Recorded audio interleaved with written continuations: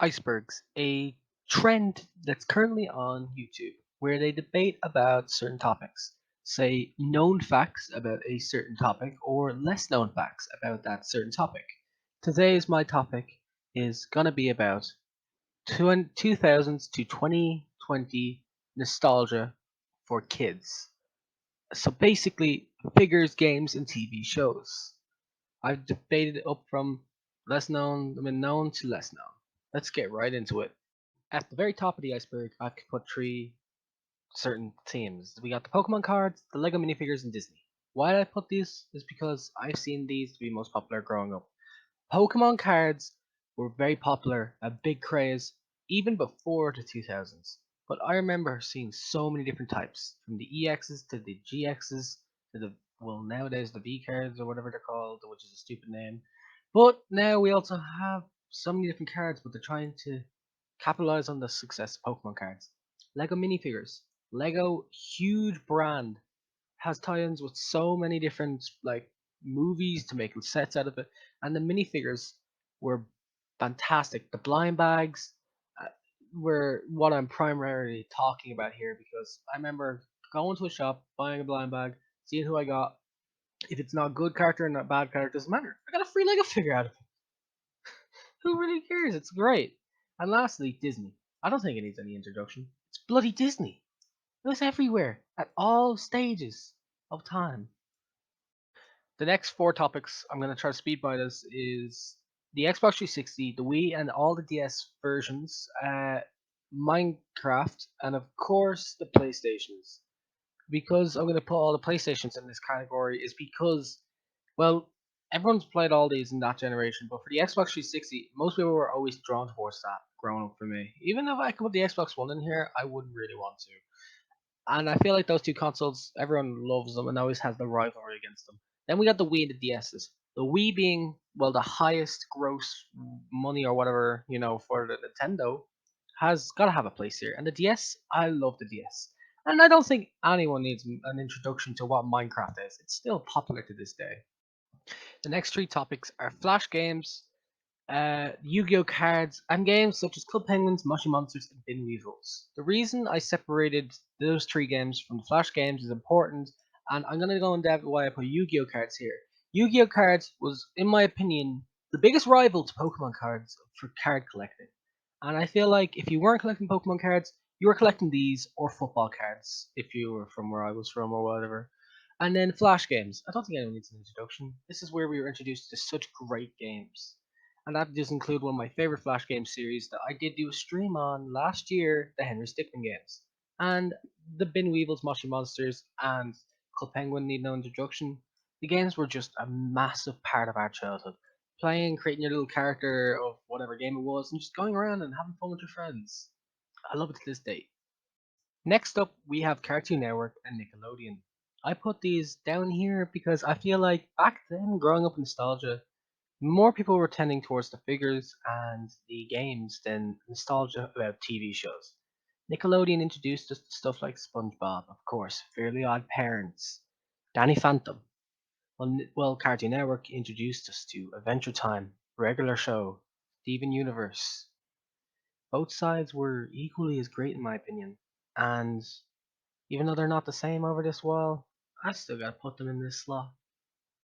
Next up, we have Beyblade, Hero Factories, and Bionicles. Well, Bionicles and Hero Factory were owned by Lego. I feel like if they weren't, they could have been their standalone own figurine collection. These things were amazing. I have a few myself, and I love them to to to, to Earth and back, or the moon and back, or whatever the phrase is. And I thought it was great. It was different to what we got from usual Lego builds. And then we have Beyblade, the spinning top things. I thought more than just the figures, I feel like the shows were brilliant. And my favorite was Beyblade. I think it was Metal Fusion, Metal Burst. Can't remember what it goes, but it goes like Beyblade, Beyblade, let it rip. That now the power. Yeah, you know that one. God, I'm having nostalgia. Okay, Gourmeties, Mega Blocks, remakes. Let's get the remakes part out of the way. Remakes were, well, we still get remakes to this day, but the one I'm talking about are mostly cartoon remakes where they would have tried to remake it. Like they really tried their best. To the point where they even remade a show that was made to this generation of Ben 10. They remade Thundercats is the one I'm most talking about, which was a used to be a very old show, like 80s, 90s, 70s, can't remember. And they remade it on Cartoon Network, and it was pretty good. Next up, Gourmetties. These guys, I think they had their own show. I don't know if they had any games, but I remember their figures really well. And I loved the figures to heck. All based around elements, and I thought it was pretty cool. Next up, Mega Bloks. Yu-Gi-Oh was the rivals to Pokemon cards, but Mega Bloks was the rivals to Lego, in my opinion, as it was amazing. Had so many different kind of teams. They had Spider-Man for a while until Lego took it back from them. They took Teenage Mutant Ninja Turtles from Lego. They had Halo, Assassin's Creed, and Call of Duty on Mega Bloks. It was just awesome. Up next, we got Go Go Crazy Bones and Tube Heroes. Go Go Crazy Bones. I never really knew what these things were. They were little figures who came in like different monster shapes, and there was different genres like Crazy Bones Series 1 to 3 or whatever. Go Go Superstars. There's even a Go Go, like I think there was a Disney. I'm not 100% sure, but I know 100% sure there was actually a Dragon Ball version of them, which I was always trying to find, but I could never find them. And then we had Tube Heroes.